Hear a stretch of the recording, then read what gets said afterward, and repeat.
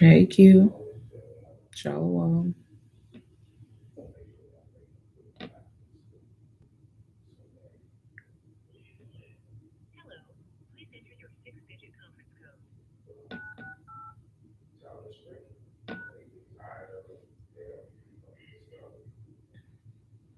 Most High Christ bless you too.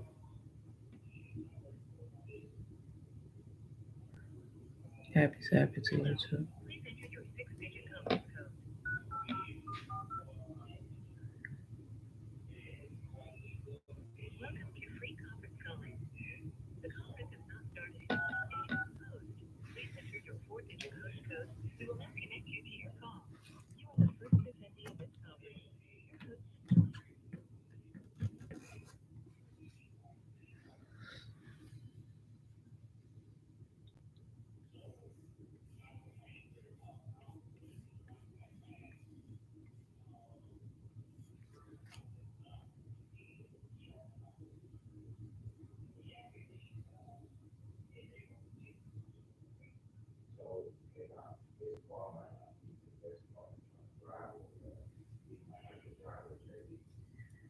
All right, ladies, Shalom. So we got two platforms going on. So bear with me because yeah, we got two of them going on today.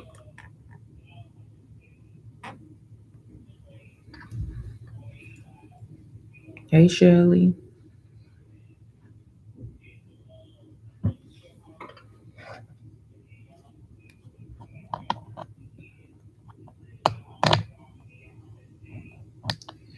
Hey Shalom. Hello ladies. Hello ladies. All right, we're gonna have a bunch of brothers tuning in because I'm on the other's phone. So make sure you ladies just let them know that um this is the sisters class, and that is for women only. I can't show that it's for the women only, but um happy Sabbath to you all. All praises to the Most High, to you, Howard, for coming, taking the time out to come to class.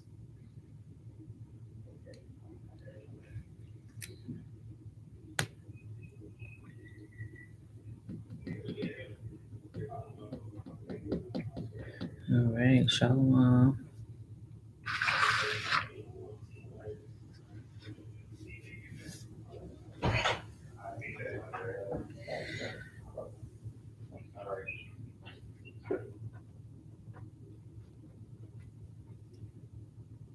You good?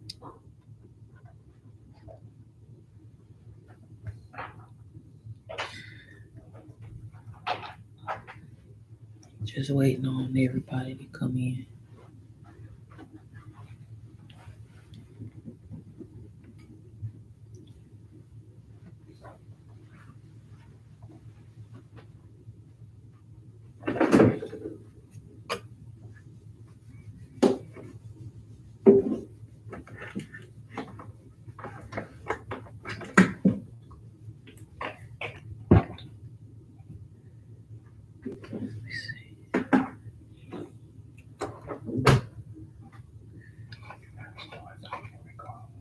Mm-hmm.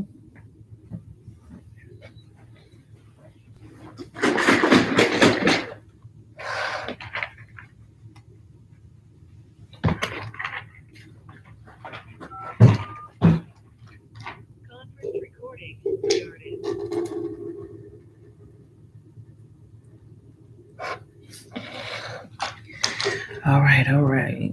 Shalom. Make sure you ladies share the class. We're gonna go ahead and get started and jump right in. Most High in Christ bless everybody. Happy Sabbath to you all. Thank you all for coming, making sure that you had jumping in and taking the time out to come to class. Make sure you share the class. So we're gonna jump right in. Let's get Matthew 26. And Matthew 26 and 6. Now, when Christ was in Bethany in the house of Simon the leper, there came unto him a woman having an alabaster box of very precious ointment, and poured it on his head as he sat at meat. But when his disciples saw it, they had indignation, saying, to what purpose is this waste?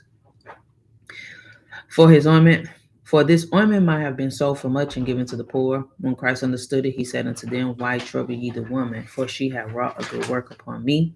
For ye have the poor always with you, but me ye have not always. For in that she hath put this ointment on my body, she did it for my burial. Verily I say unto you, whatsoever this gospel shall be preached in the whole world, there shall also this that this woman had done be told for memorial of her. So, like always, we give commemoration to the sister Mary who anointed the body of Christ. We also look at the example that she set. When she had an opportunity to change some things about herself, she did just that. She also, hey, shalom, shalom. She also examined herself, and when she did, she changed those things. She was broken. She broke her. She had a broken and contrite heart with the opportunity that she had to change. Because the things that she did, the Lord gave her another chance, another opportunity to change those things about herself. So, like us, we have another opportunity to change those things about ourselves.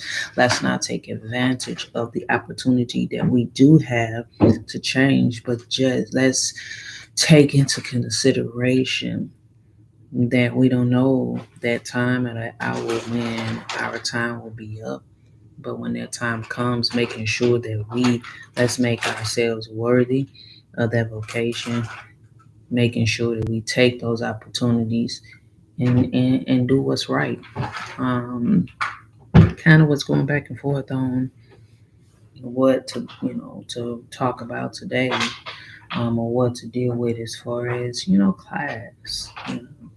So with that, I kind of was going back and forth, but we did find something. So let's see what the Lord have to say. Let's go to Philippians chapter 4.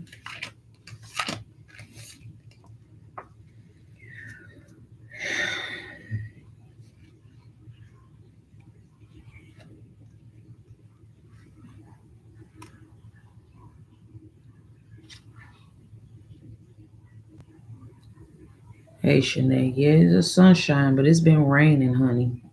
It rained almost every day since I've been here. So Philippians chapter 4, we're gonna start at verse 1. It says, therefore, my brethren, dearly beloved and longed for, my joy and crown, so stand fast in the Lord, my dearly beloved. So this is Paul exhorting the people to, you know, stand steadfast in the Lord. Same thing with us. We ask each other to make sure that we, exactly, Davida, that we stand steadfast. Steadfast means we stand strong, stand stiffly in what we've been taught, what we know, what the Lord has showed us, from Genesis to Revelations, according to the scriptures, making sure that we stand in that, stand strong in that, believe in that, and be not moved. Verse 2, I beseech, meaning I urge, just the same way we urge one another. We beg one another, we plead with one another. When do we definitely beg and plead with one another? When those times get rough, when those times get hard, when we are being tried, when we're being tested, when we're going through ups, when we're going through those downs, those hard times in our walk. We beg and we urge and we uplift one another to make sure that, listen, you stay strong in the things that you are going through, the things that you are, encountering on a day to day. We kind of make sure we ask each other to, stay strong, be positive, think positive, pray, fast, and things like that. So Paul was like, I beseech Euodius and beseech Syntychus that they be of the same mind in the Lord. So we do the same thing with one another. The only way that we can be in the same mind with the Lord is if we have to make sure that we are applying the law, statutes, commandments. We got to come out of the scriptures. We got to use the Bible, utilize Genesis to Revelations to lead and guide us, to show us, to help strengthen us in our walk in the things that we do. And so that's why when we are dealing one with another, we utilize the scriptures to show them, to give them hope, to show them that this is what they should do, this is how they should be, this is the way that they should continue on, and not give place to their feelings and their emotions and the things that will bring them back and draw them back to the old person. And so that's why it's important, because not only do we beseech or beg each other, or try to give each other hope, but the same, this is Paul was doing the same thing to the people that was in Philippians. He said um, that they be in the same mind in the Lord. And the only way that we can be in the same mind with the Lord is we got to utilize and go in and figure out, can you give me that bag? Figure out what the Lord want us to do, what he want us to say. Thank you. How he want us to be, how he want us to, what he want, how he want us to operate, how he want us to deal with one another, encourage one another. So we utilize the scriptures to do those things. So, verse 3, it says, "And I entreat thee also,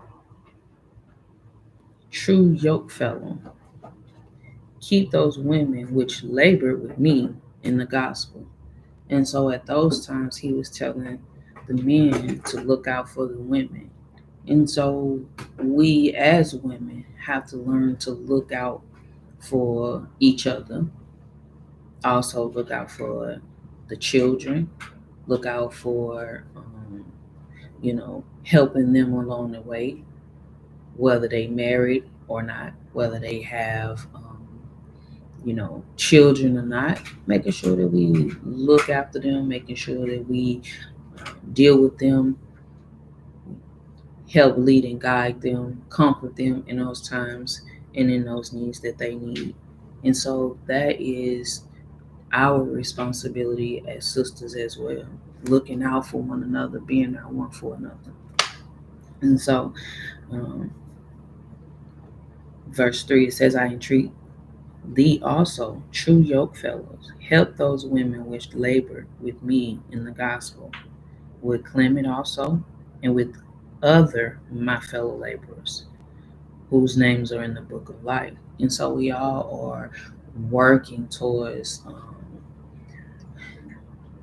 trying to work out our salvation, make it to the kingdom, become righteous. So we have to make sure that we are helping one another. And so that's why it's important that we check on each other when each other is going through things and having hard times, that we utilize the scriptures, comfort, you know, asking questions. Sometimes we don't like to be questioned about the things that we doing or the choices that we making. And if you are that individual, you are that person, that's something you gotta change, because that's a part of us working out our salvation. That's a part of us making sure that we are helping one another, being there one for another. So verse 4, rejoice in the Lord always. So when we go through things and we are, whether it's ups, whether it's downs, we supposed to rejoice in the Most High. So that rejoice is talking about. Let's think about that. What is the rejoicing that is talking about? What does rejoice mean? So I know you guys are probably a little bit behind on the question, so I'll give it a minute. What do you think that rejoice means? What is rejoice?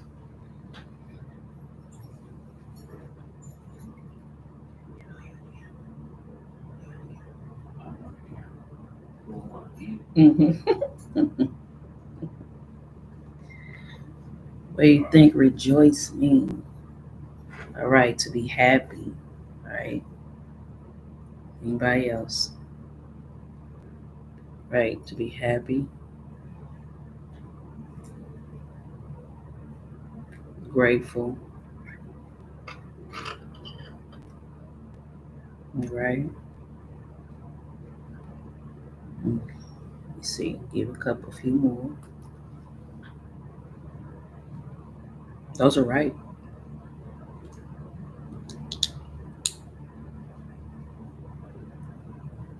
How about rejoice to feel happy in the Lord, grateful, appreciative of Him. Okay. Trusting Him and knowing He will deliver you out of your problems. Okay. In good spirits. Okay. But also showing. So showing great delight. So yes, being happy, but inside of being happy, inside of being delightful, inside of trusting and knowing, being thankful, all the things that we said, we have to show forth that. Show that great delight, show that happiness, show that pleasure of being in the Lord, in the commandments, walking in this truth. Right. Showing that you have no problem with those things. A willing spirit to do the work, right? And so when you show forth that look like, you know, being there, doing the work, being there one for another, helping one another, no matter what the time of day is, no matter what the circumstance is, no matter how how much you are in a, let's say for instance, you may be busy, but taking the time to stop what you're doing, stop doing your own thing, stop doing the things that, you know, your everyday, taking that moment or that time, even in the midst of being busy, having that opportunity or taking that opportunity to deal one with another, because we never know when a person is going to need us. A lot of times I get phone calls when I'm at work, and people, they'll ask, hey, cause are you busy? I'm like, yes and no. Yeah, I'm busy because I'm at work. However, I'm not too busy to take a moment out to figure out what your problem is, or what do you need help with, or how can I help you, or comfort you and things like that. And so we have to make sure that when we're doing those things one towards another, we're doing it without grief, without a problem, without um, being moved, because the Lord told us to make sure, you know, that we supposed to love our neighbors and we love ourselves. But Paul also told the people that was in Philippians to make sure that they look out for and help the women. And so we are women.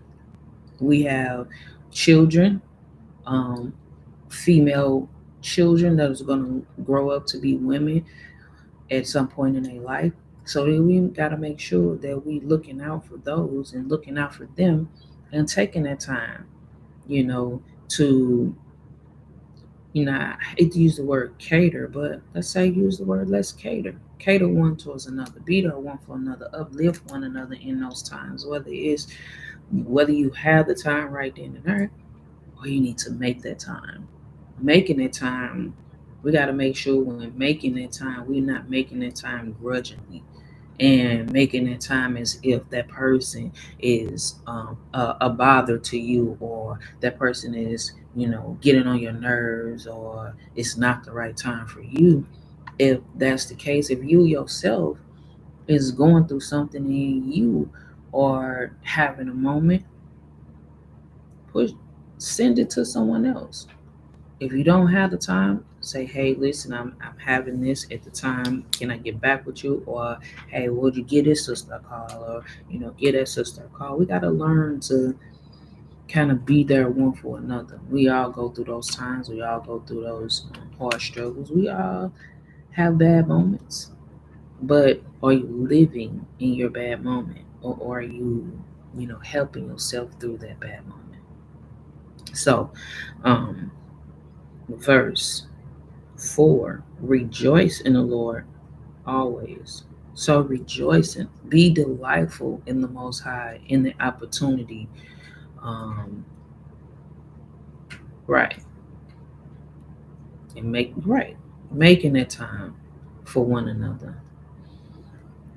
So, rejoicing in the Lord always, having that great pleasure in keeping the law, statutes, commandments, being a servant one to another in the spirit of the Most High through Yahushua, knowing that there's a greater gift. And again, I say rejoice. So Paul was like, listen, be joyful in it. I don't know if you know how that feels to walk in and constantly be around someone that is sad or feels like things is being forced. That's a situation that is unpleasant. Trying to get someone to do something or give you something and it feels like you forcing them to do it. That's an unpleasant feeling. So we got to make sure that make anybody want to stop asking or stop, asking you or to do something with them or for them if you are always in an unpleasant spirit. And so when we're doing the work of the Lord, we got to rejoice in that. That is an opportunity the Most High is giving you a job to do. So we're supposed to do the job and do the job with happiness. Happiness, doing it with no problem. Or we're going to have those times and moments to where things are um, may not be the right time, of course. But we got to make sure that we are quick at our feet to make sure that we are changing those things, doing what we need to do, making sure that we're being that help one to another. So, verse 5, it says, "Let your moderation be known unto all men." What is that moderation?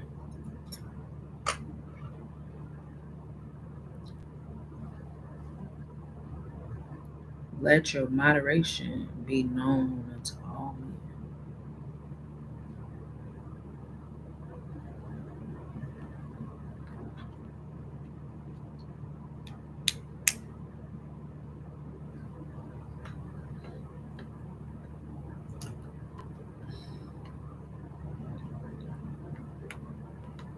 See, without looking it up, if you think about moderation, like let your moderation be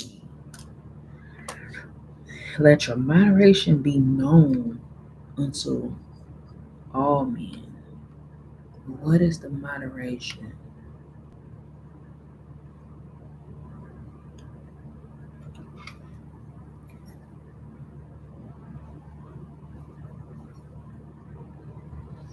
Your limitation, okay, not exceeding what's right, okay, your actions, okay, communication, right, your spirit, your light, okay, there you go, right. Let your moderation be known unto all men. Let your self control, the ability to control yourself, the ability to um, avoid certain things. It says, "Let that be known unto all men." Let people see your actions, your works of applying the scriptures, your actions of self control. Like when you get into a situation, and maybe let's say someone said something that was aggravating or did something that was agitating to you, but the fact that your thought process of the law, statutes, and commandments show forth that ability to not allow that situation to pull you out of the spirit, ability to allow that situation not to um, make you feel some type of way, to where now you are showing forth um, agitation, aggravation, uh, being upset, You have that self-control to know, you know what, I'm gonna take this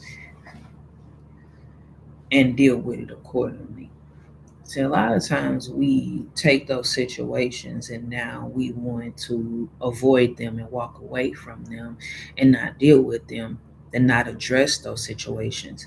However, if a person is wrong, that makes you left that person in the sin. You got to be able to correct the situation and not even be bothered or moved by what the situation is, but why, by what's going on or what's being said, but showing that person how to overcome what they got going on, or how to overcome that mishap or that slip up that they may have encountered at that moment. And same thing with us. Whether we the ones that's being in a situation, allowing someone that now may be around us, showing forth their moderation, and showing forth and seeing that they have in the spirit of patience, right? The spirit of, there to help, and just say, show that they not bothered or moved by what you just did or what you just said, but having the ability to show you, even in the midst of that you were wrong. And we gotta learn to listen to what that person is saying, and then be able to, because what they're saying could be something that could help us in that situation. So, but but also, what else could be moderation?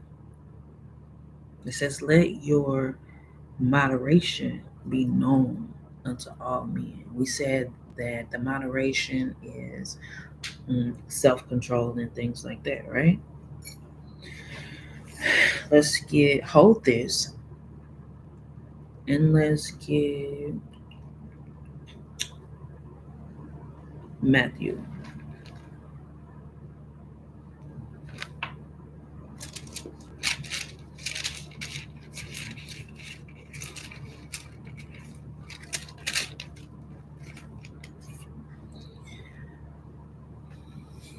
Matthew chapter 5 and in verse 16.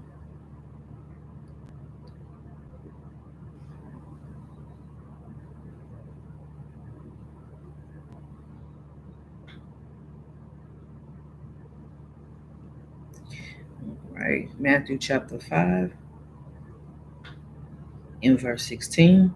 It says, let your light so shine before men. What is the light? Let the spirit of the most high shine, come out of you. Let that be your self-control. Let that be the control that you have for yourself. Let the law, statutes, and commandments be the reason or your guidelines to controlling you, and showing that person how to control, you know, yourself in situations by applying the scripture. So it says, let your light so shine before men. Let the law, statutes, and commandments shine within you, that they may see your good works, that they may see your actions, that they may see that moderation, that self control that you have within yourself, and wonder and know and excuse me, and glorify the Father which is in heaven, and give that praise that, that's due unto the Most High, because someone see a different individual, they see a different person, they see a different reaction, they see something change within you. They've seen, now we're around people that have seen us do um, bad or react in a different way. But knowing and trusting that the Most High, that when we keep the law, statutes, commandments, and walk in His ways, that people will see the light of the Most High within us, and they will see that changed individual, that changed person. Because yes, And there are gonna be times to where, yeah, we're gonna stick to our guns, stick to what we've been taught, stick to what we've been shown, and keeping the law, statutes, commandments. We're gonna bite our tongue.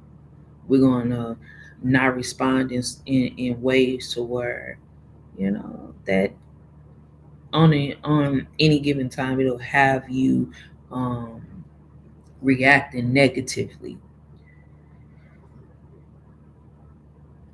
Right. That's a good way of putting it, Jazz. Our guiding force should be the scriptures. Right.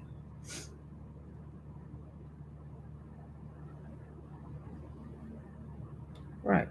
Absolutely. Absolutely. So Jazz was saying, for those that are on the YouTube, she was saying our guiding force should be the scriptures. And in our temptation, people will see how we behave when a problem arises. Like in the last women's class we talked about, um, they shall see the new woman, and now how we would normally do things, the wrong things. Now we have a different way. They're not seeing the what they're used to seeing, whether it's being rash or whether it's being so angry, or they will see that moderation. They will see that spirit of self-control. And so we making sure that we are, in order to get that, we have to stand within the scriptures. Because what's that light? So it says, let your light so shine before me. And what is your light? Your conversation, your actions, your ability to overcome certain things, your ability to not even be moved by what's being said or what's coming out from a person. So you'll be able to just you'll be able to scan your memory to say, you know what, the Most High wants me to be this way. It says that they may see your good works and glorify the Father. Because of the things now, why would they glorify the Father? Because now it gives them something to where they can see an example that they can see. It gives them something to where they can, use, take with them, change about themselves. They're like, you know what, I see that, I understand that. Now let me do that. We worry. Sometimes we worry about people being copycats. But guess what? We supposed to be copycats. We supposed to be duplicates of one another. Because the duplicates that we're being duplicates of Christ. And so it's nothing wrong with being a duplicate of one another. We have to make sure that we are setting the best example, showing, because remember, back in Philippians, it says to help the women. So that's part of us helping one another by making sure that we all are being the duplicates of Christ. So,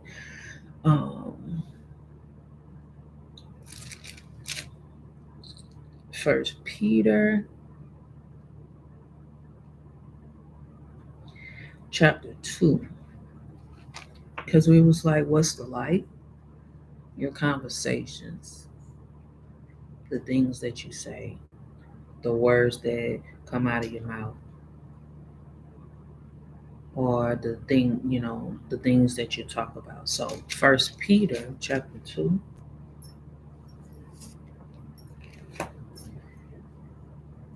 Can't see.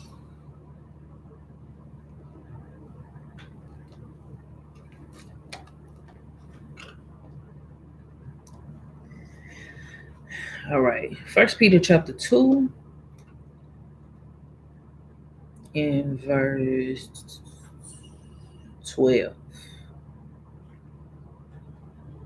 First Peter chapter 2 and verse 12.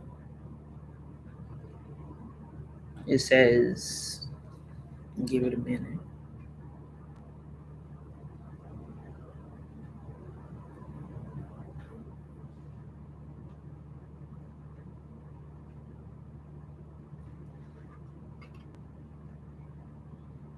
All right. First Peter chapter 2 in verse 12. It says, having your conversation honest among the Gentiles. So now we know that the Gentiles is those that are without the commandments, the other people that we surround ourselves with, whether they be co-workers or family members or, you know, neighbors. It doesn't matter. But what about us? We don't think that our conversations should be honest amongst one another. Yes, it's supposed to be. It's supposed to be honest. It's supposed to be pure. It's supposed to be untainted. It's supposed to be that light of Christ that people should see. That whereas they speak against you as evildoers, sometimes people will. Now, people will speak against you because they may not like what you're saying, or they may not understand the things that you're saying. There is no way that people should be, if we're keeping the law, statutes, commandments, keeping the law, walking in the commandments, we supposed to be the people of the Most High. There is no way that people should be speaking evil of you because of things that they see that are evil according to the commandments. Now you got to make sure. Now that's our job. That's the work that we have to do to make sure that we are examining our own selves, making sure that the examples that we are setting one towards another is going to be examples according to the Lord.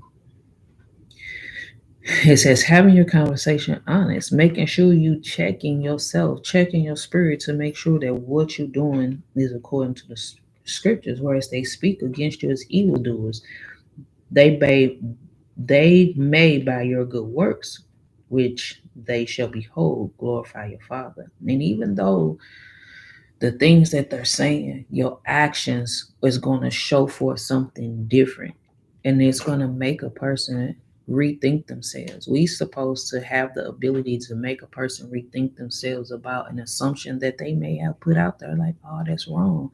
But then when you open your mouth, or when you come in contact with them, they may be able to say, you know what, I was wrong. All praises. This person really has the spirit. This person did this. This person was helpful. This person was, sweet. They say sweet for the women. No, she was so sweet. Oh, she was this. The things that they see now, the things that you speak and the things that you do now, they're speaking of glorifying the Father, because now the things that you have been speaking about, and they see it within your actions, and they're like, okay, that is the spirit. Now I understand why they do what they do, or why they were saying what they were saying. Not still, oh, this person is this. And until a person really truly understand, the reason why we do the things that we do, we have to be the example to show them these are the reasons why we do what we do. So it says that they may by your good works. Remember, what's the good? The keeping of the laws, right? So the keeping of the laws is going to eventually turn into actions and reactions. And I say reactions is because certain things that people do or say, it will cause us to react. Excuse me. But remember, our reactions is supposed to be a scriptural, um, a godly reaction. And so no matter what, our actions and our reactions is supposed to be the law, statutes, and commandments. Now, what are some things that could be reactions? Reacting to maybe a conversation, or reaction to something that was said, something that was done. All of those things we supposed to take into consideration what was being said, and then when it causes us to react, it should bring forth an action of the Most High through Yahushua, because we are being taught, we've been reading, studying, applying. Those reactions should be a godly reaction to a person, to where it makes a person kind of um, rethink the things that they may have done or the things that they have said. A lot of times when we react with not words. And even though we may not use words, body language shows rejection, body language shows frustration, body language shows anger, body language shows all of those things. So we have to learn to get to a point to where our reaction shows nothing but either I'm going to humble myself to what's going on, or I'm going to give you a moment to deal with whatever you dealing with. And when you're ready, being accepting to what this person is. Right. God. So she said, godly reactions, knowing when to be silent, apologizing, soft answers, and things like that. Yeah. So, um, hmm, I'm sorry, I read it from the top. 1 Peter 2:12, having your conversation honest among the Gentiles, not just the Gentiles, but amongst each other. That whereas they speak against you as evildoers, like, someone may even think that, even being in the truth, that what you're doing is not right. And they may speak against what you're doing. That they may by your good works, which they shall behold, but your reactions, they looking for a reaction and being able to self correct themselves and like, oh, okay, well, let me fix that. Maybe I was wrong. Because each and every last one of us get to a point to where we think within ourselves to say, maybe I was wrong. Maybe I said this the wrong way. Maybe I did this the wrong way. And so when you begin to think about those things, or you begin to question and make sure that you are in the right spirit, being able to have the ability, it says, they may by your good works see the reaction or the things that you said to be able to correct themselves, which they shall behold, glorify God in the day of visitation, meaning glorify the Most High when it's time for them to recognize and see the things that you have put off, or the things that may have said or reacted in that situation. So we have to make sure that at all times we are um, dealing in moderation, dealing in the spirit of the Most High, making sure that we rejoice and having the ability to rejoice in um, keeping the commandments and going through the things, the steps of our everyday life, going through the things that is laid in front of us, that is given unto us each and every day, and not counting the things that we have to suffer, or the things that we have to go through, or the things that we have to encounter on a day to day, as the Most High is not dealing with us, or the Most High is not with me. But examining yourself to think about, okay, what is it that the Most High want me to see out of this situation, get from this situation, and be. So we got to make sure that we are doing what we do, self-checking ourselves, making sure that what we're doing is from Genesis to Revelations, and that we standing strong in those things, but not standing strong in it, because people can stand strong in something that they don't want to do, but standing strong and being the light, and showing that pleasure of walking in the commandments and being an example one for another. So lose that. First Peter, let's go back to Matthew 5.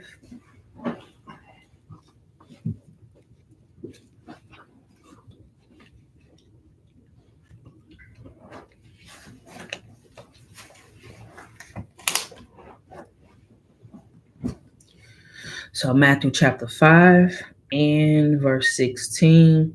Again, let your light so shine before men. Let the things that you do, let your character, your moderation show forth before men, before everybody, that they may see your good works, that they may see how to overcome, how to deal, how to be, how to walk, how to talk. Our every day, the things that we do, we set an example, whether we want to believe that we set examples for people or not. Just like in Thursday class with the elder, remember the illustration that he showed where you have people in the background, people that may not be in your up close and present interaction with you at that moment. They are in the background. They could be listening to the things that you say, the things that you're doing, the way that you joke. Remember, we have children around us at all times. And just because they're small, just because they're children, don't think that they don't hear you or see what you're doing or see how you respond or see how you interact with pressure. Let's say with pressure, because a lot of times we don't want to look at the things that we go through as sufferings and things like that. But we all get pressure. We all get that pressure applied some way, some shape, some form, some fashion. And you definitely don't get pressure applied by yourself in your in your own little domains by yourself when nobody is there. When we all by ourselves and we in that little room by ourselves, we good. We don't have no problems. We don't have no situations. We vibing. The time of pressure comes when we encounter or come in contact with someone or person or people, and it's something that a person says, it's something that a person does, it's something that a way that a person react that causes pressure. That pressure is that point to where now you feel like you've been tried. It's causing you to go from a state of comfortability into a state of, now you got to battle with, do I get upset? Do I get angry? Do I just ignore it? It's causing you to now go into your mental thought process to now you have to figure out, what do I do? How do I respond? That's when that is pressure. But when you are put into a pressure, how are you going to respond? What are you going to do? How are you going to react? Let your light so shine before men that they may see your ability to stand still, stand strong in pressure, and apply the scriptures through it all. And the things that they see, the way that you react, the way that you respond, they're going to see the Spirit of the Most High, the commandments, the scriptures come to life. And it'll cause a person to think, like, okay, that's the scriptures. This is what this person did. It says, and glorify your Father which is in heaven. And glorify the Most High, because now we say and we know that actions causes a person to learn. The things that a person does causes a person to learn. So now if we are teaching one another, then we have to make sure that what we're teaching is going to be the law, statutes, and commandments of the Most High. That is going to be what the Most High want us to do. It's going to be the example that the Most High want us to set. It's going to be from Genesis to Revelations. Hey, Sharon, what's this? I don't know. It's something on there. So, um, so now let's go back to, so we can lose this. We can lose Matthew.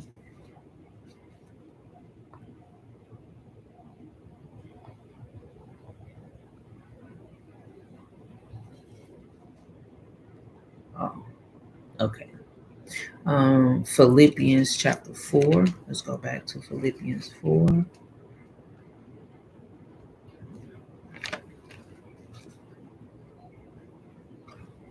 See, Shanae is raining again. The sunshine, that sunshine is gone, sister.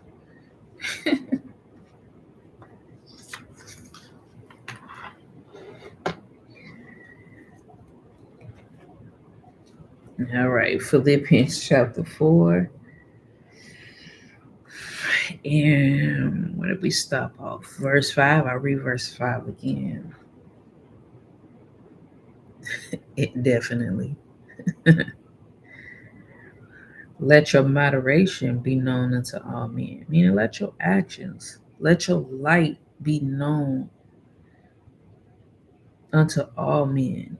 Let them see your reason behind what you do. The Lord is at hand. And show them that the Most High is at hand. He's there. So, verse 6. Uh, let's see. Hold on.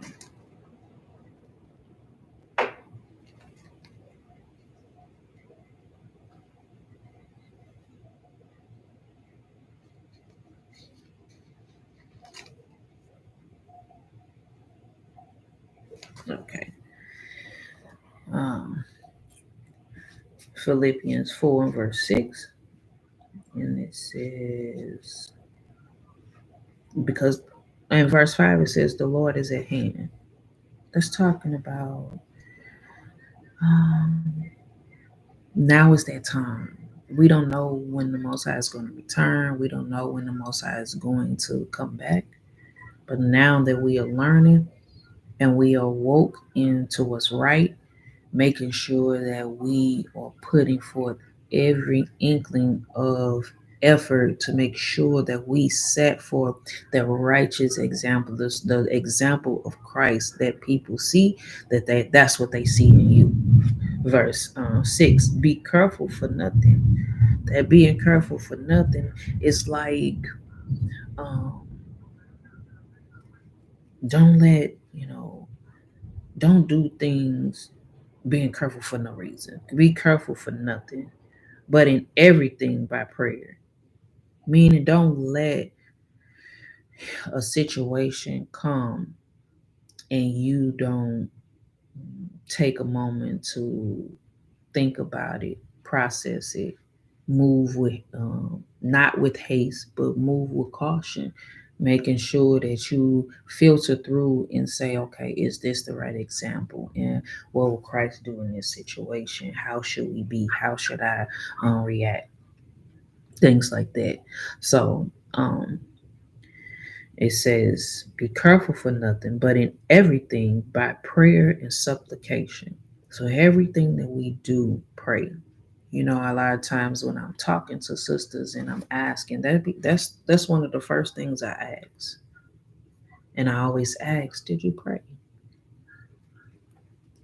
When it say, but in everything by prayer, that means everything. I pray about food. I pray about responses. And that's funny because people will laugh and be like, you pray about food? Yeah. I pray when I'm getting ready to do someone's hair. Sometimes I get put into situations. It may be something new, brand new. It may be something that I'm just learning to do.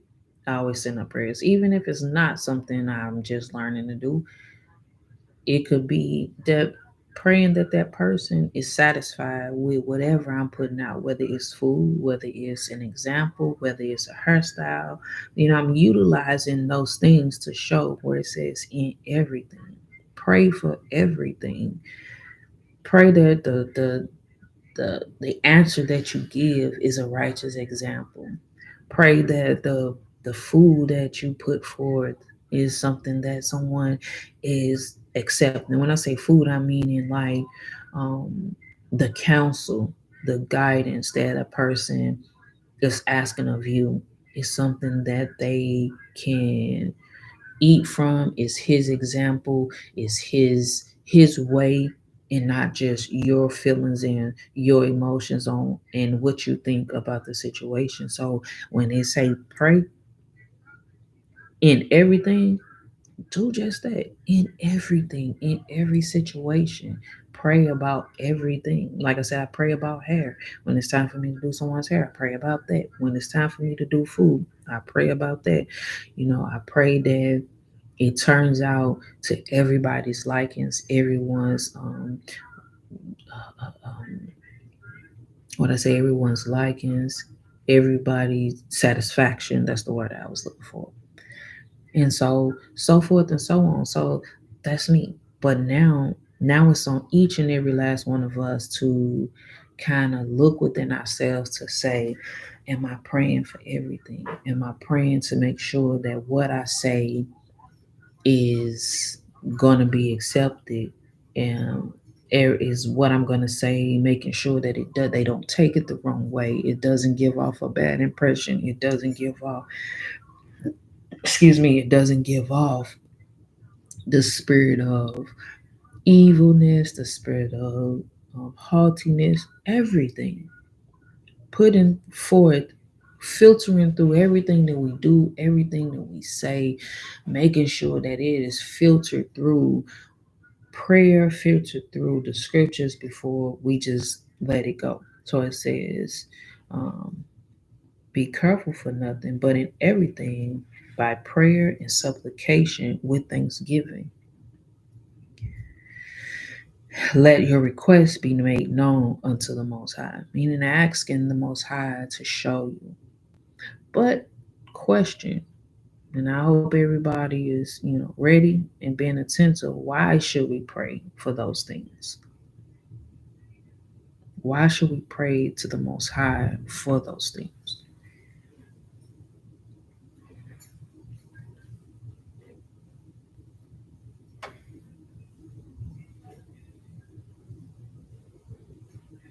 And so, for all my ladies that put forth and said that that's what they do, they pray every day, they pray for everything. Why? Why do you do that? Why should we? And if you are someone that's on here and you don't, well, it's okay. Now you learn, and now it's the time to learn why you should. Why should you pray to the Most High for everything? Okay. For help. All right.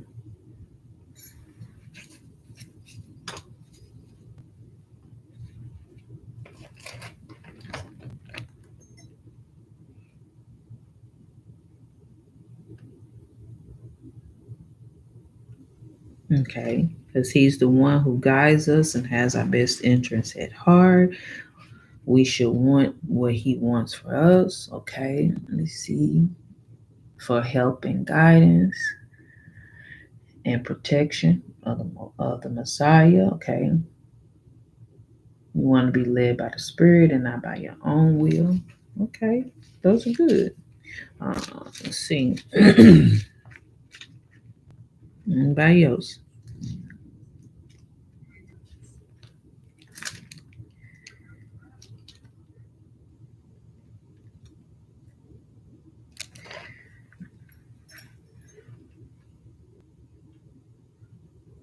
Okay, He's the provider of all things in every aspect, whether it's talking to His people that He speaks and not us, guidance for our life, help, what to do and when. Okay, so let's get Matthew 6.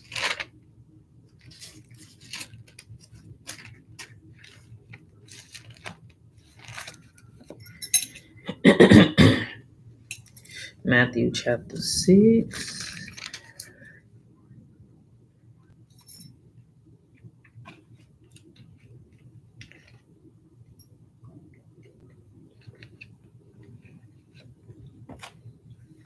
Matthew 6 and 25.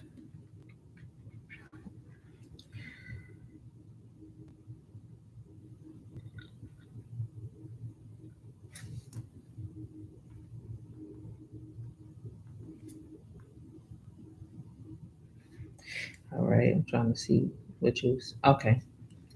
All right, I got it, Jazz. Matthew 6 and 25, it says, therefore, I say unto you, take no thought for your life, what ye shall eat, or what ye shall drink, nor yet for your body, what ye shall put on. Is not the life more than meat, and the body than raiment? So Christ is like, don't worry about your life. Don't worry about what you need to do. Verse 26, behold the fowls of the air. Behold the fowls of the air, for they sow not, neither do they reap, nor gather into barns, yet your heavenly Father feedeth them. Are ye not much better than them? So you think about the lifespan of, you think about the bird. They're born and they grow and they get fed and they have the ability to build their homes out of the things that's provided, unless they go to work somewhere. And I doubt that. And now they be in them factories. Maybe they working when we gone, but uh, you see birds in factories and stuff like that. Definitely not working, but maybe when we gone. So it says, verse 27, which of you by taking thought can add 1 cubit unto your stature? Who can change by your thought process, can change anything about themselves? No one. Neither one of us. It says, and why take ye thought for raiment? So if you can't change your statute, then why take ye thought for where you're gonna get certain things? And raiment is clothing. Consider the lilies, meaning the flowers of the field, how they grow. They toil not, neither do they spin. They don't do anything. They plant it, and then they just grow from there. The things, the nutrients that they need to grow, is sent forth from the Most High, which is the rain. Neither one of us that's on here, or that are not on here, we don't make it rain. We can't make it rain. We can't even make it stop. Verse 29. And yet I say unto you that even Solomon in all his glory was not arrayed like one of these. So it's talking about, compared Solomon and all his righteousness and the things that he wore, his glory, his robes, his things like that, compared to the lilies of the field. A lily is a flower. It's a beautiful flower.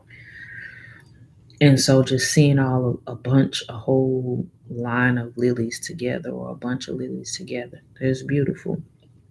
And so Solomon's array and attire that he had, because Solomon was royal. The Most High gave Solomon everything. It didn't compare to the field of lilies. Verse 30, wherefore, if God so clothed the grass of the field, have you ever just walked past a field of grass and how beautiful it is, how green it is?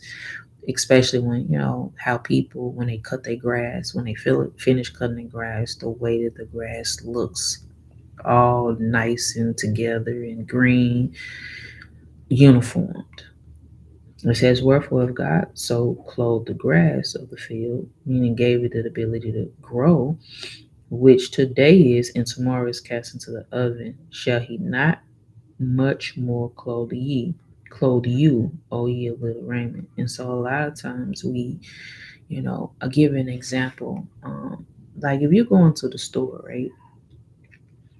A lot of those clothes that they have for women either is too revealing, extremely short, um, not something that will be comely to our taste, but not, let's add the icing on the cake, is definitely not 100%. It's 9 times out of 10 mixed linen. So trying to find something lawful to wear as a woman, that's like finding a needle in a haystack.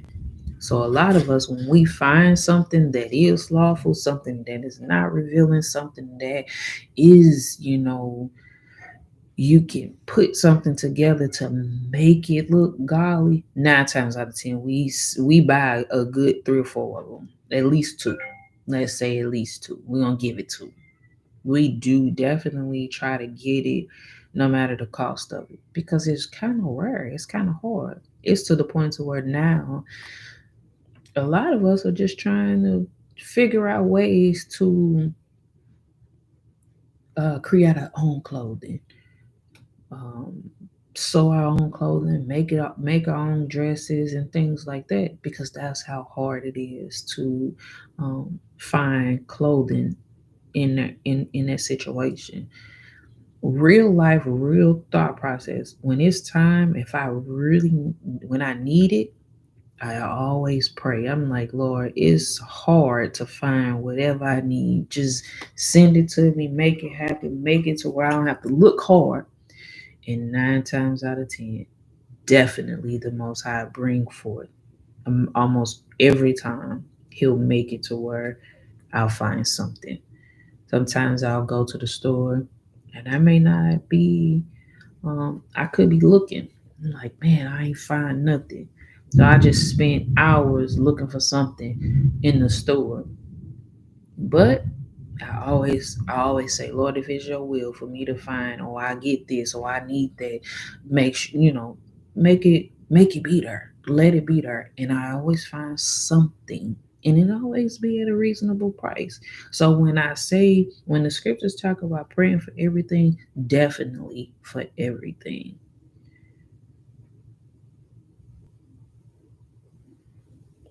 Right.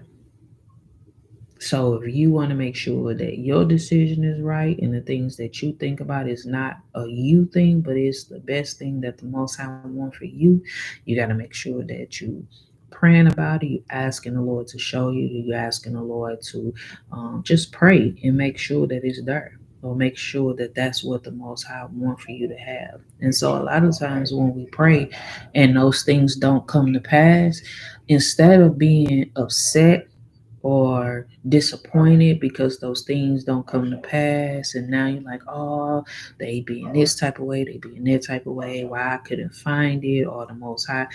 Start thinking that maybe that is not something that the Most High want for you. Even though you feel like that's something that you want, that's something that you feel like is best for you at that time, if it don't come to pass, we got to learn to just start looking at things that it's not the Most High's will. That's not what the Most High wants for us at that moment in time. I've spoken about this before, and I considered the fact that my job. I've always looked for a different job. I've always put in applications for a different job. A lot of you ladies don't know the type of job that I have. I work with um, low income families, families in need, children in Head Start, the beginning of life, pregnant women, things like that. And sometimes our people, Israel, I work with predominantly Israel. And sometimes we don't have the things that we need. Some of us don't. Some of them don't have families. Some of them don't have people that's going to help them through. And so that's my job. And so it's like taking my job that I have in the Most High, I take it to work, and I'm able to utilize it at work because I'm always talking to the young ladies at work, and trying to tell them the best thing that they should do and how they should be, and how we have their that's they wasn't built to be going through the things that they go through, so forth and so on. Um so I utilized it, to help. But I also have a job to where my job is a little bit lenient. Like I can do a lot of things and not be in transgression. Um, my job is lenient, Like now I'm at work. I mean, I'm on vacation, but I'm able still to provide for my family, and my job is okay with it. Vacation time and things like that. And so, if I was to up and just leave or call off or something like that, it's leniency there. So, to make a long story short, I used to always want to just leave because I'm like, oh, I don't like this job. I don't like the stuff that they do sometimes, the decisions that they make, or the way that they are, the people, things like that. So, but every time that I will put in for a new job, I never got it. I never got it. And I just did not understand why I didn't get it. I'm like, why didn't I get this job? And so now looking back on those things and what I have, looking back on the things that I have now, is more of the ability to be able to serve the Most High is what I have. And you can't trade that in for nothing. I have the Sabbath days off. Um, I'm at a job to where I don't have to break the Sabbath day. Sometimes I can't always get those days off as far as the new moons and stuff like that.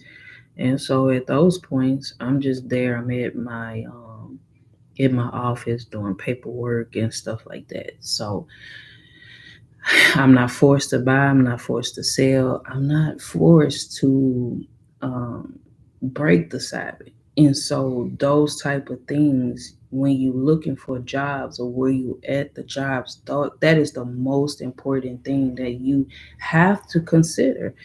Are you do you have the ability to serve the Lord and serve the Lord wholeheartedly with no interruptions and be at that job?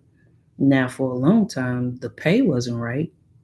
The pay didn't come until literally. I made a good um, $12 for 10 years straight, no exaggeration.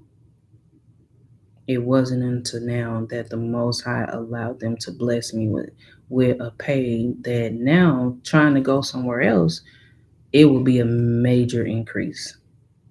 I'm not a major increase, but a major decrease. It will be a major decrease. So the time that I spent there, yeah, it was hard times and troubling, but I get all the spiritual perks that I need. Like I can, if I wanted to just spend time studying for hours or so, I can do that. The thing that got me was the Sabbath. I don't have Monday through Friday. Now they used to force us to work Saturdays around time to where we have to do enrollment. We're making sure that we have our numbers. Now it's not even that. Now they put it out there and be like, oh well, that's if you want to come in and this that a choice. And so me off the top, I'm choosing not to come. Mm-mm. So now taking all the things that I said, you got to make sure that the things that when you looking for these jobs, making sure that you have the ability to freely serve the Most High and everything else as far as financial needs and things like that.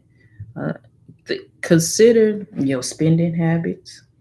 Consider, the things that you um, buying and things like that. Are those things necessary? Because a lot of times we may feel like we are in a financial bind, but those financial binds sometimes are self-inflicted. We make those financial binds. We make those binds. We put those binds upon ourselves, trying to, buy a lot of stuff, trying to keep up with the next person. Buying wants and into our mind, we're saying those are needs. You have to really do a lot of thought thinking within yourself to say, do I really need that? We may say, yeah, we need that. Like everybody needs soap, right? Everybody needs soap. But if you got soap at home and you know you got soap, you just bought soap, then why are we getting more soap? You don't need to. Oh, well, I want to try this new soap. Well, when it's time for you to re up on new soap, then try that soap at that time. I'm just trying to, create something for us to think about when we are spending money. We create our own debt. We create those financial problems for ourselves.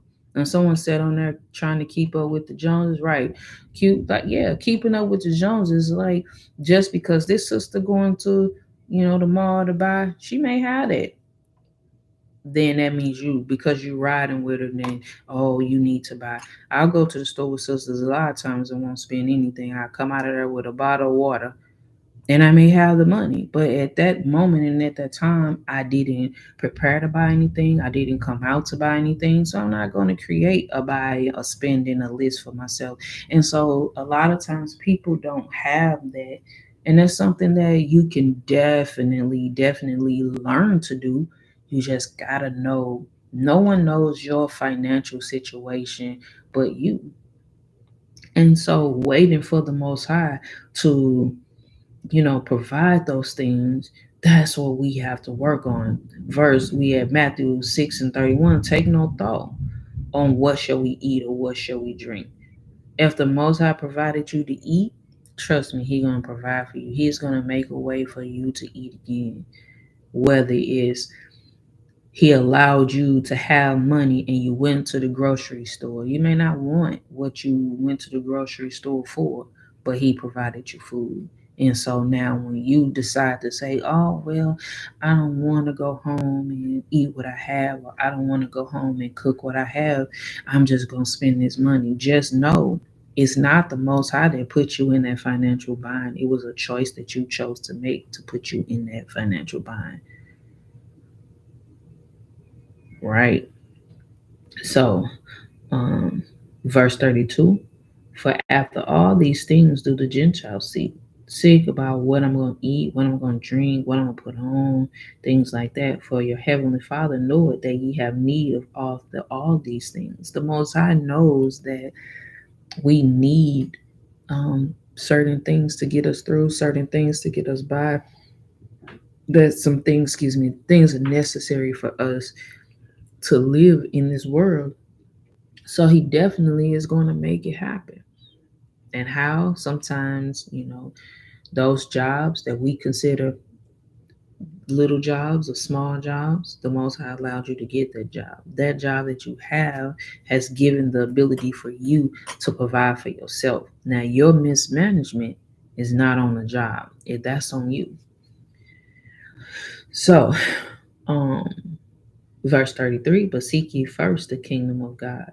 And that's the thing, being able to rejoice in what the Most High has given you, the place that the Most High has put you in, um, being here one with another, um, being here to help one another, being rejoiceful, being hopeful, being thankful for where the Most High have brought you from and where you at now.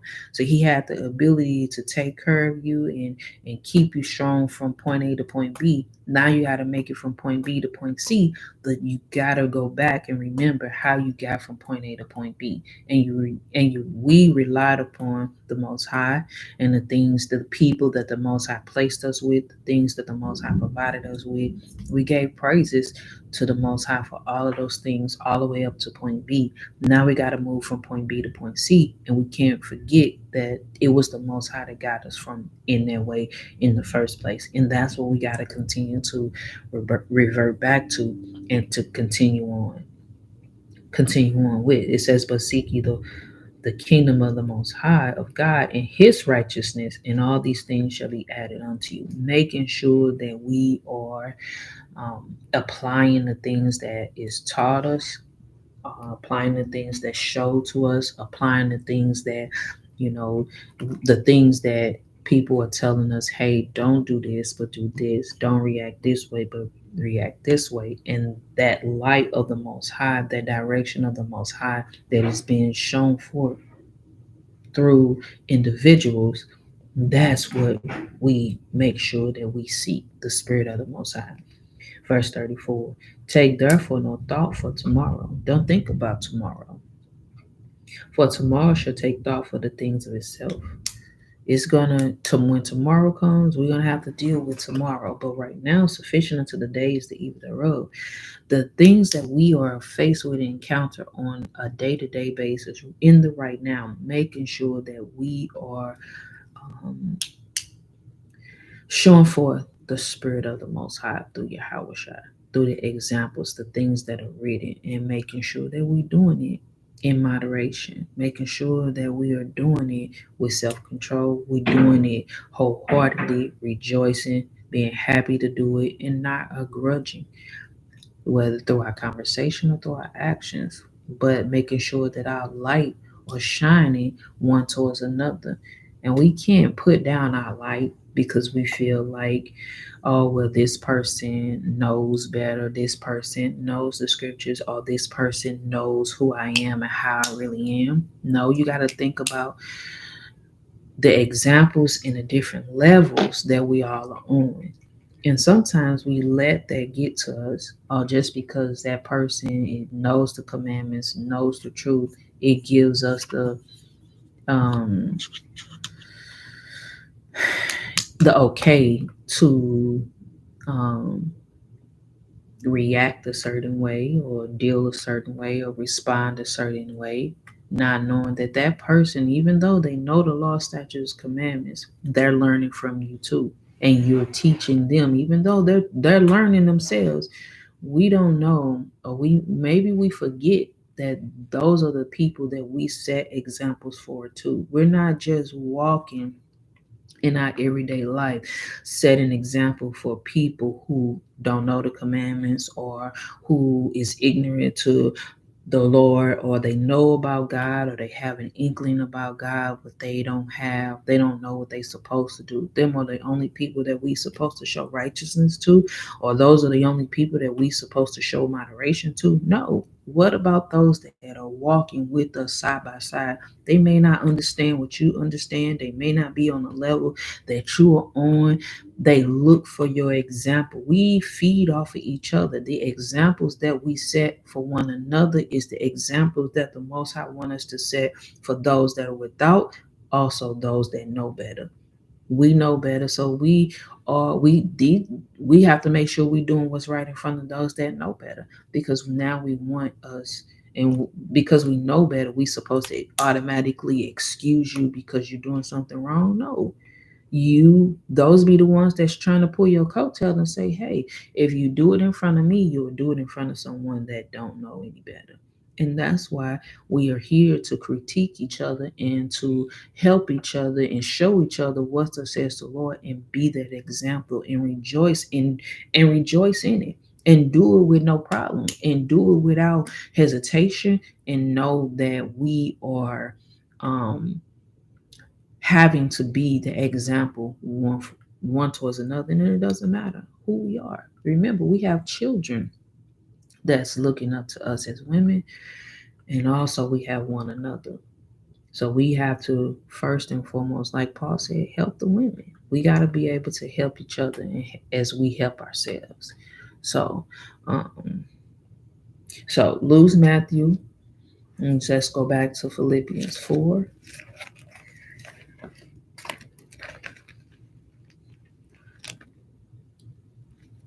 Um, I hate to say if any questions, it's kind of hard because I think it's a lack in there, but I ask anyway. Any questions before I go on?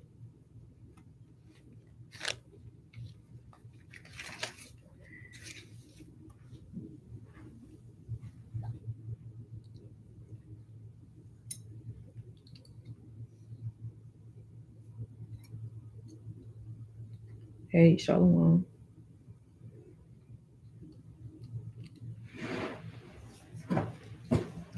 All right. Philippians 4. Making sure nobody put any questions in and not overlooking. We'll go back to Philippians chapter 4 and verse 6. It says, be careful for nothing, but in everything, by prayer and supplication with thanksgiving, let your requests be made known unto the Most High. Asking the Most High, praying to the Most High that He lead and guiding you in every aspect, in everything that you do.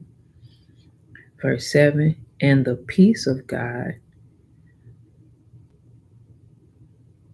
that ability to be at peace and on one accord, and the peace of God which passeth all understanding. So if you want that understanding, you want the understanding to know how to do things and get things right, we got to make sure we do it within the peace of the Most High.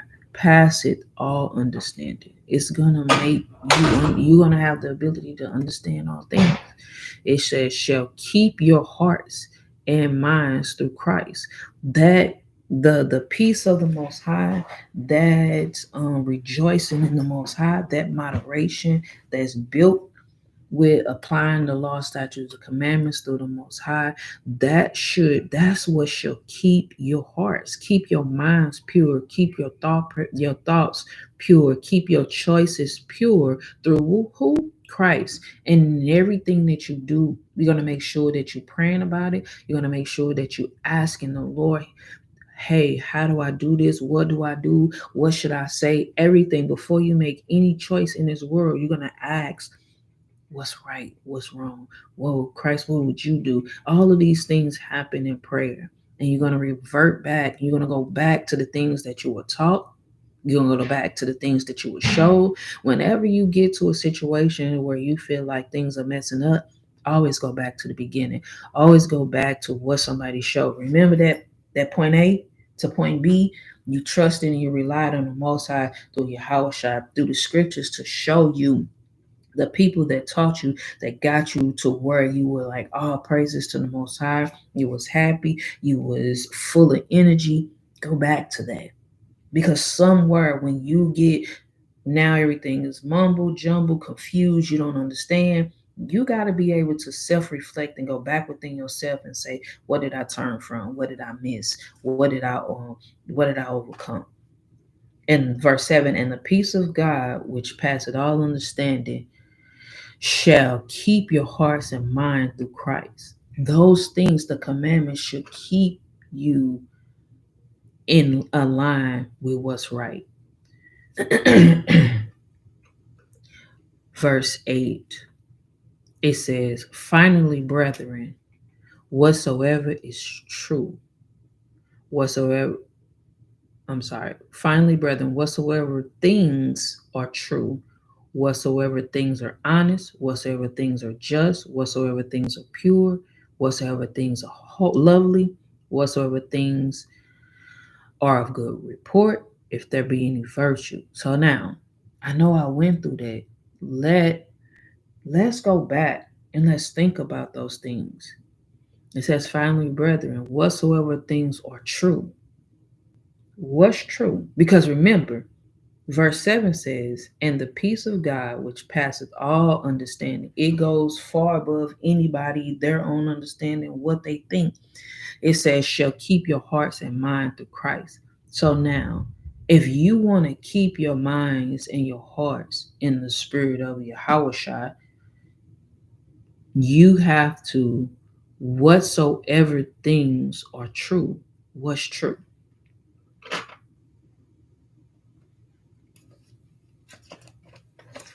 Let's figure out what's true.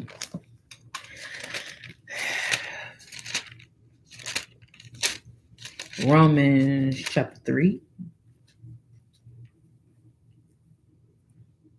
There you go. All praises. So Romans chapter 3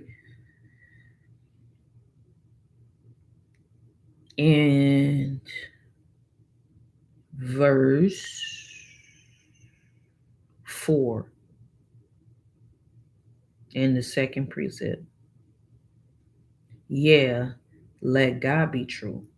So how do we let God be true? It says, as it is written. So now, whatsoever things are true, I'm going to go back and I'm going to read verse 3. It says, for what if some did not believe? What if some people didn't believe what you were doing, what you were speaking, the things that you do? Do you not know, ladies, that people question the things that we do?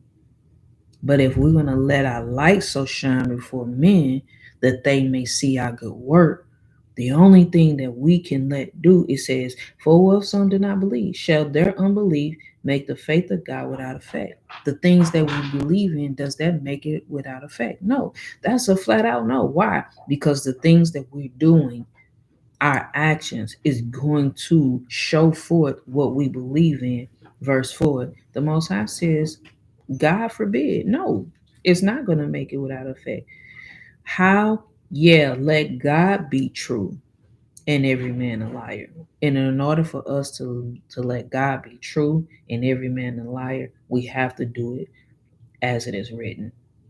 So we have to make sure that the things that we're doing as it is written is coming from the Bible and what we've been shown and what we've been told. And you have to take those things that you've been told and showed and put them into actions. And that's how you let God be true. So it says, brethren, whatsoever. Now I'm back at Philippians 4, chapter 4 and 8. And that's how you let whatsoever things are true, whatsoever things are honest. What is honest?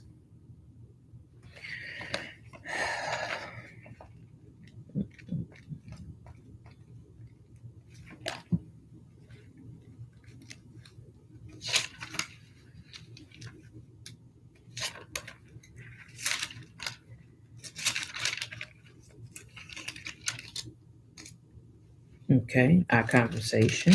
Okay, great.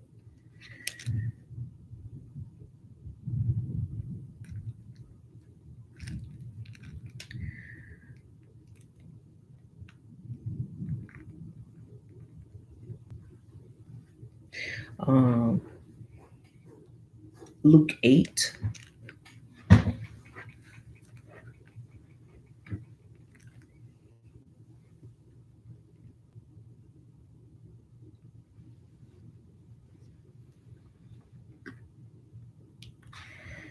Luke chapter 8 in verse 15.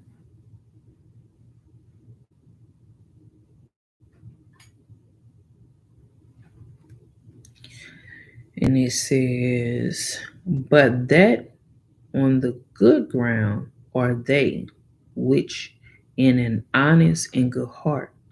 So the things that we've been told and showed, we doing it in an honest and good heart. Nothing that we say and do is going to be our own opinion. It's going to always be coupled with, you can back it up with the scriptures, you can go to it. Remember, you're going to have the ability to show people the reason of your hope, the reason why you're doing what you're doing. You're going to be able to say, this is why I do what I do. It says, but that on the good ground are they which in an honest and good heart, having heard the word. So that good, what's that? What we were talking, honest, right? Honest is going to be able, the things that you heard, you're going to keep it and bring forth fruit with patience. And you're going to be honest about it. It's going to be what the Lord showed you. It's not going to be something that you have tainted with your own feelings and your own emotions. So, Philippians 4 and 8, whatsoever things are just. What is just? Romans 7. And if I'm moving fast, please let me know.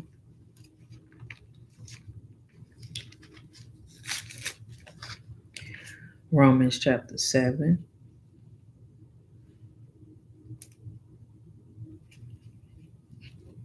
In verse 12. It says, wherefore the law is holy, and the commandments holy, and just, and good.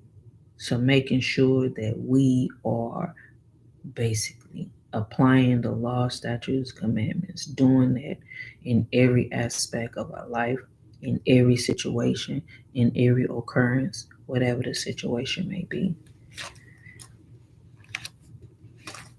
And Philippians 4 and 8, whatsoever things are pure,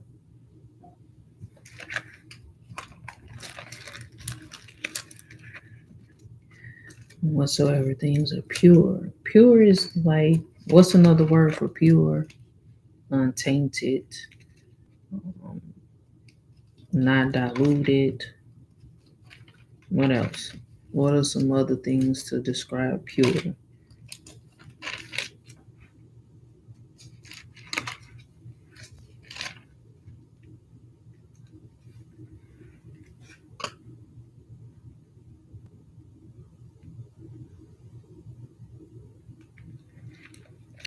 So, let's get Proverbs 19. Uncorrupted, right? Exactly. Undefiled, right? Unbothered. So, Psalms 19.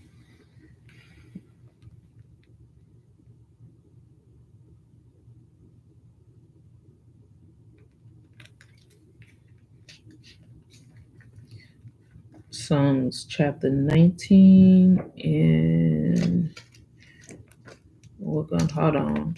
Let me see.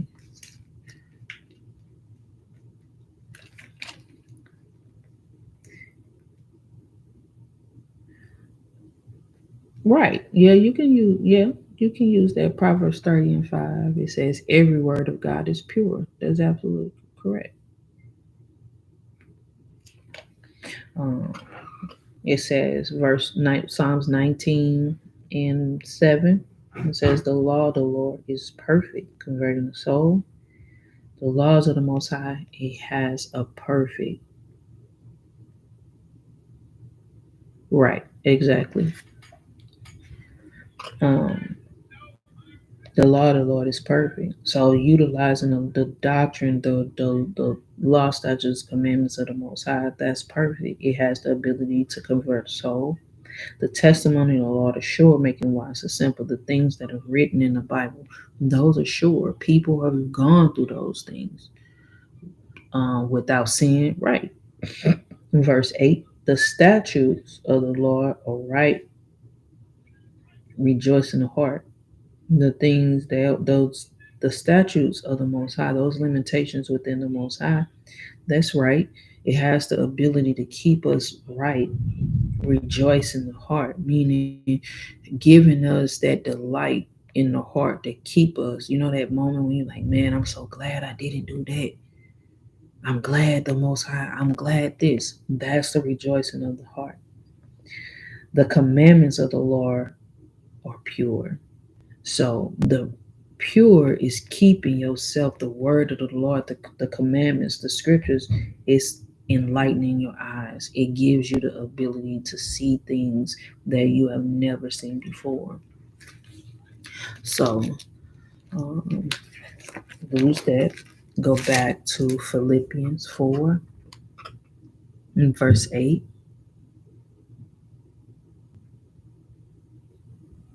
And it says, and whatsoever things are lovely, whatsoever things are of good report, what will be of the good report?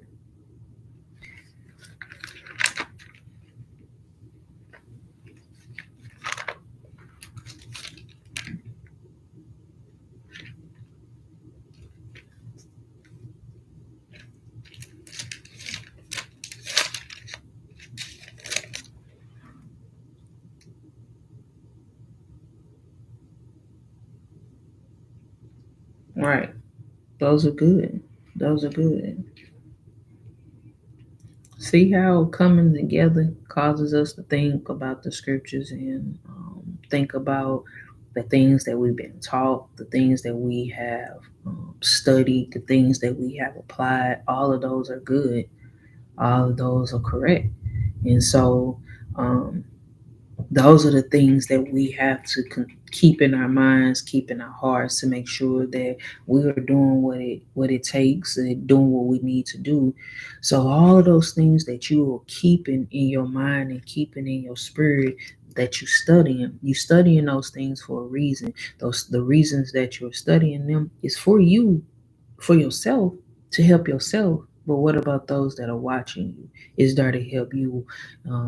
Is there to help those people that are watching you see the spirit of the Most High, so they'll know what they need to do. And that's why it's important that no matter what the situation that you encounter, no matter what the things that you go through, you got to make sure that you set forth the example in that we got to learn to deny ourselves, deny how we feel, how we want to respond, how we were feeling at that moment.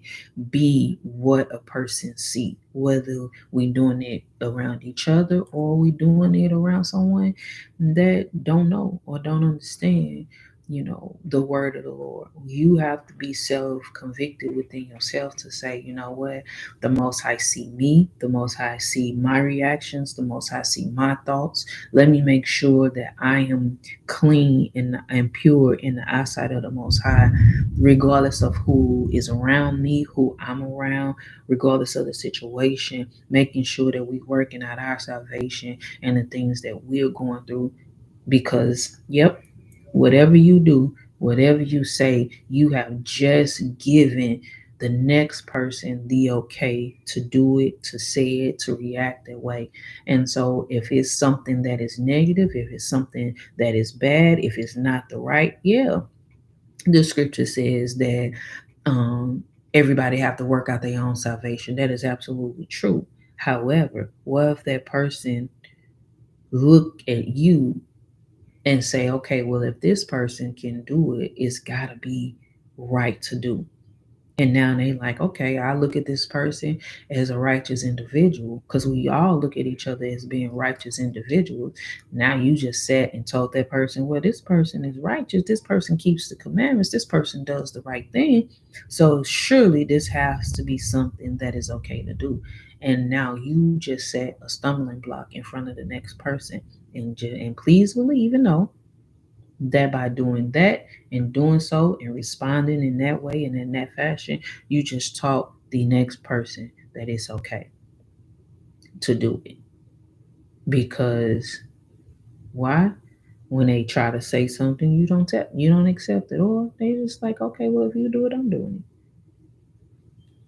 it. It doesn't make the situation right, but I'm just saying, let's think about those things without, you know, creating a narrative, but thinking within yourself, like, dang, let me be the one to do it. And if everybody in their perspective, place, and order is thinking about the example that they setting and the things that they doing in front of people, look at much how better we will be as a whole, as a nation.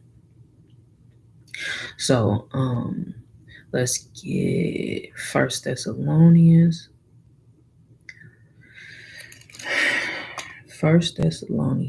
and it says, because we was from Philippians 4:8, it says whatsoever or of good report.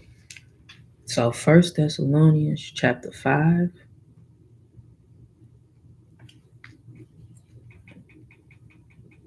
and verse 22, it says, abstain from all appearance of evil. Abstain meaning hold back any all appearances of evil. Those things that it may, if give off a bad impression, a bad appearance. No, you're okay, Diamond. You fine. That's okay. It's the spirit is bringing it because you know where we were going, so it's okay. Um, we got to make sure that we are doing a mental check, a self check. Let's check ourselves. So remember, the Most High says, if we would judge ourselves, we should not be judged. In First Corinthians. So if we're gonna judge ourselves, if we're gonna check ourselves, do a self-examination, a self-check within ourselves, we should be the first person to see what we could do better in. And it says, abstain from all appearances. Could this give off a bad appearance?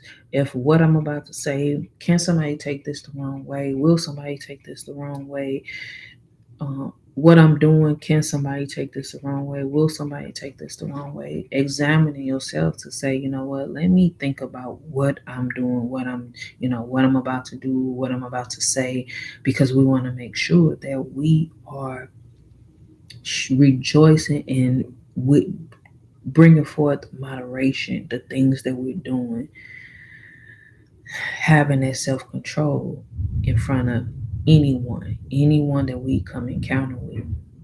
And so it says, all appearances. It may not be, but it says the appearance. Now, this may not be your intention. This may not be what you set forth out to do, but it says it appeared. Someone took it. Someone can take it some type of way. So, for all my ladies who um, get offended and in their feelings because someone is telling you what you appear to be, well, the scriptures tell us to abstain. Abstain means to hold back, you know, walk away from any appearance they may be of some type of evil. So if it can give off the impression that it was evil, or you meant some type of malice or maliciousness, or you was appear to be um, evil or has some type of evil intentions, is tell us to abstain from it. Stop, think about it, take into consideration and think on how can you do better, how can you do something different, how can you um, move away from that, because someone will, even though they see it, and maybe it's something there that you don't see. Remember, the scriptures tell us that which I see not, teach thou me. And if it takes for somebody to tell you, hey, you shouldn't do that because it looks this type of way, accept that and say, okay, well, I'm not trying to give off that appearance. Let me do something different. Let me try it a different way. Um, how can I get this same situation for, how can I bring what I'm trying to do forward and it not be looked at as evil? Let me change it. Let me go about it in a different fashion. Utilize what you've been taught and showed to bring forth that. So now, lose that, go back to Philippians 4, and I'll read it from the top. Finally, brethren, sisters, whatsoever things are true, whatsoever things are honest, whatsoever things are just, whatsoever things are pure, whatsoever things are lovely, whatsoever things are of good report, if there be any virtue, any strength within you, and if there be any praise, if there be any praise, uplifting that's within yourself, it told us to think on these things. All of the things that the truth, the commandments, the law, statutes, and commandments, the examples that Christ set, do it. And if you have any strength, make sure you're doing it wholeheartedly until you have no breath left in you. It says to think on those things before you react, before you do anything. Think on those things. Verse 9, those things which you have both learned and received, the things that you have been taught, and the things that you're still learning. It says, and heard and seen, the things that you've heard and showed and taught, and the things you've seen with your eyes, the judgments that you've seen, the miracles that you've seen, the blessings that you have seen. Do, and the Most High of peace shall be with you. So if you want the Most High to walk with you and be with you in every step of the way, make sure that you think upon all of those things, which is the law, statutes, and commandments, because they put there to help us in every aspect of life that we encounter, and the things that we go through, making sure that when we walk in this truth, we're doing it and we're rejoicing, and think about the moderation that is put before you. Have self-control within yourself, and also be a light to those that are around you, far and near. These things that the Most High be through peace be with each and every last one of us. So, any questions?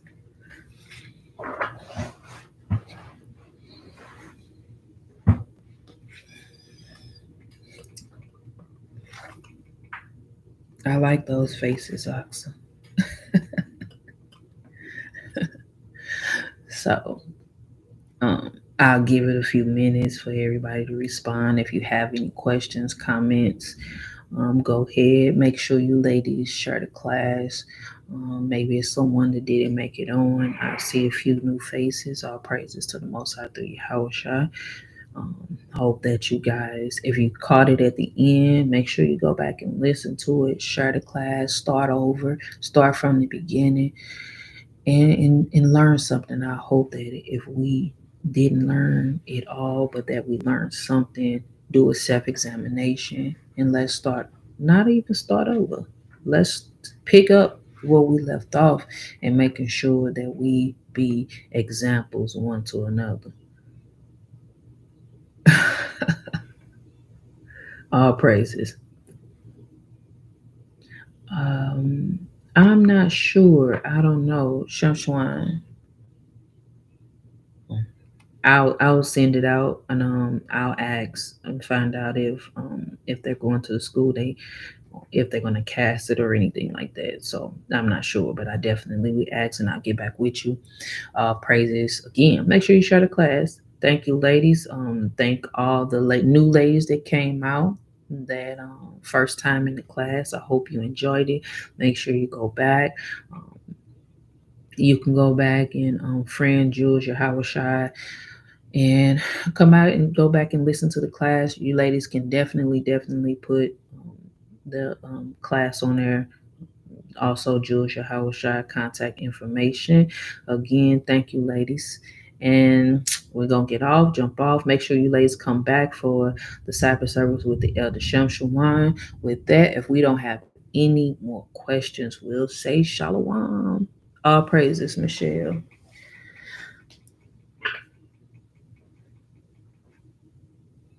Shalom. Thank you, Anna. Hey, Shalom. I have somebody on the conference call. All praise. Who's that? Kenyatta. Yeah. Hi, Kenyatta. How are you? It was on YouTube.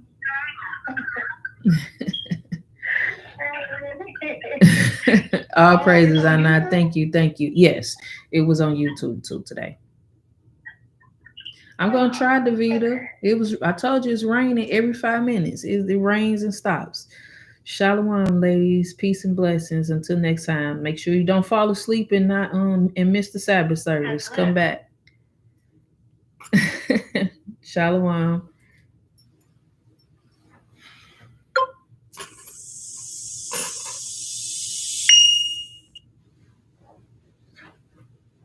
Hey Dinah, she missed it. Dinah, she hung up. She probably tried to jump on the YouTube. I don't know.